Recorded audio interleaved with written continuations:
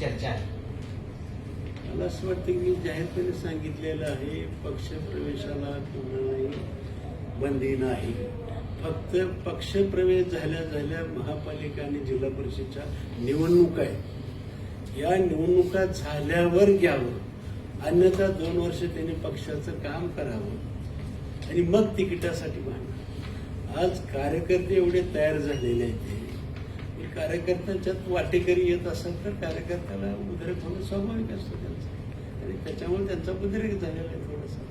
जे यायला त्यांच्यामुळे भाजपची ताकद वाढेल असं वाटतं का तुम्हाला? जे इच्छुक आहे दक्षिण मध्ये दिलीप माने म्हणा, त्यांच्यामुळे पक्षाची ताकद वाढेल असं वाटतं? मला असं वाटतं आता ताकद भरपूर आहे. सुदैवानं सोलापूर जिल्ह्यामध्ये सगळ्यात जास्त मताधिक्याने मतदारसंघाने मला सेवा करण्याची संधी दिली. 77,000 मतांचा लीड. अजून काय लोकांची ताकद किती घ्यायच्या? बापू, मागच्या विधानसभेला तुमच्या विरोधात भाजपचे काही नगरसेवक उतरले होते. तुमचा विजय झाल्यानंतर परत आज ते नगरसेवक, माझे नगरसेवक तुमच्याबरोबर दिसत आहेत. त्यांना आता तिकीट देण्यासंदर्भात काय हे केलंय? पक्षाचं धोरण आहे. पक्षाच्या धोरणाप्रमाणे समित्या असतात, निरीक्षक असतात, ते सगळं ठरवलं. पक्षाचं निरीक्षक असतात बाबू. पक्षाचं निरीक्षक मोठं